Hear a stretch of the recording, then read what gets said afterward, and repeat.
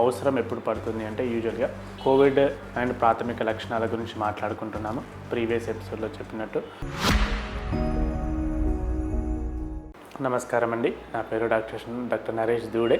So నేను consultant పల్మనాలజిస్ట్ని. So ఆయాసం దగ్గర ఆగాము. ఆయాసం అనేది బేసిక్గా మనకి ఎప్పుడు హాస్పిటల్ అవసరం ఎప్పుడు పడుతుంది అంటే యూజువల్గా ఎప్పుడైతే ఆక్సిజన్ ఫాల్ స్టార్ట్ అవుతుందో, అంటే ఆక్సిజన్ లెవెల్స్ మెల్లగా మన దగ్గర దీన్ని పల్స్ ఆక్సిమీటర్ అంటారు.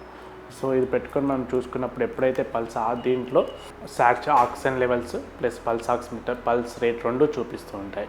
ఎప్పుడైతే oxygen levels less than 94, 96 start అవుతాయో, చూడండి నాకు 99 ఉన్నాయి, ఇది 75 నార్మల్ పల్స్ రేట్. ఇది మామూలుగా 99 ఉంది కదా, ఇది ఆక్సిజన్ లెవెల్స్.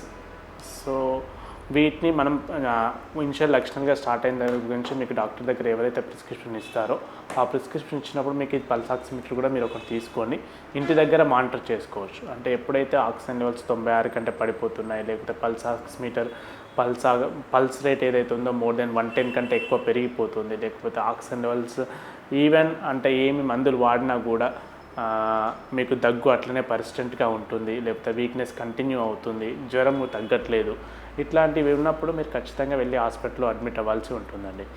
సో హాస్పిటల్లో అడ్మిట్ అయినప్పుడు కూడా సరే మనకు అంటే కొన్ని రకాలుగా అపోహలు ఉంటాయి.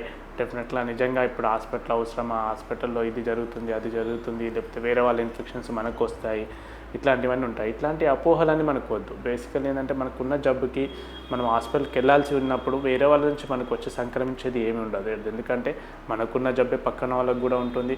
సో సేమ్ అదే వైరస్ ఇప్పుడు మనం ఒక కంట్రీలో ఒక రీజన్లో ఉన్నప్పుడు సేమ్ వైరస్ అదే ఉంటుంది.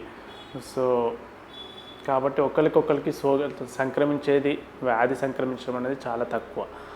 ఒకటి. రెండవది, ఎందుకు అంటే మీకు ఆల్రెడీ అంటే డిసీజ్ ఒకవేళ వ్యాధి లక్షణాలు స్టార్ట్ అయిన తర్వాత 8వ రోజు 10వ రోజు నుంచి మీకు యాంటీబాడీస్ డెవలప్ అవ్వడం స్టార్ట్ అవుతాయి. సో మీకు ఆల్రెడీ వైరస్ను ఫైట్ చేసే లక్షణాలు యాంటీబాడీస్ స్టార్ట్ అవుతాయి కాబట్టి వేరే వాళ్ళ నుంచి మనకు వస్తాయని అపోహ పక్కన పెట్టండి. మనకు బేసిక్ ఏంటంటే మనం హాస్పిటల్లో అడ్మిట్ అయ్యేది మన కోసం, మన లక్ష్యం మన వ్యాధి ఇంప్రూవ్ అవ్వడం కోసం, అంతే తప్పించేసి వేరే వాళ్ళ కోసం కాదు. సో ఎంత ఎర్లీగా అంటే ఆక్సిజన్ లెవెల్స్ పడిపోకముందు మీరు ఎంత జాగ్రత్తగా ట్రీట్మెంట్ స్టార్ట్ చేసుకుంటే అంత ఫాస్ట్గా ఇంప్రూవ్మెంట్ ఉంటుంది.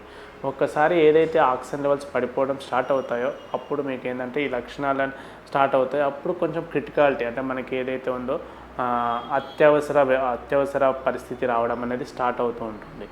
దాని తర్వాత మనకు ఎంతవరకు బాడీ ఇమ్యూనిటీ ఉంది, మన బాడీ ఎంతవరకు రియాక్ట్ అవుతుంది, వాళ్ళు ఇచ్చే మందులు మన మీద ఎంత ఎఫెక్టివ్గా పనిచేస్తాయి, ఇవన్నీ కలిపి మనకి ఏంటంటే అవుట్కమ్ అంటే బయటికి ఎట్లా వస్తాము అనే దాని మీద డిపెండ్ అవుతుంది. ఏదో ఆక్సిజన్ పైకి రాగానే మనంతా అయిపోయింది, లేకపోతే ఆక్సిజన్ అవసరం రాగానే అంటే ఫీవర్ తగ్గట్లేదు, వీక్నెస్ అయిపోయింది అంటే ఇవన్నీ బేసికల్లీ అంటే అట్లాంటి అపోహలు ఏమొద్దు. ఎంత ఎర్లీగా మనం హాస్పిటల్కి వెళ్దాము, ఎంత ఎర్లీగా మన డాక్టర్ రెస్పాండ్ అయ్యి మనకు ట్రీట్మెంట్ అనేది స్టార్ట్ చేశారనే దానిపైననే మన అవుట్కమ్ అనేది ఉంటుంది. మెయిన్గా కోవిడ్ ప్రాథమిక లక్షణాల గురించి మనం మాట్లాడుకున్నాము. నెక్స్ట్ ఎపిసోడ్లో మనం ఏంటంటే కోవిడ్ చికిత్స ఎలా ఉంటుంది అనే దాని గురించి మనం మాట్లాడుకుందాము. థ్యాంక్ యూ అండి.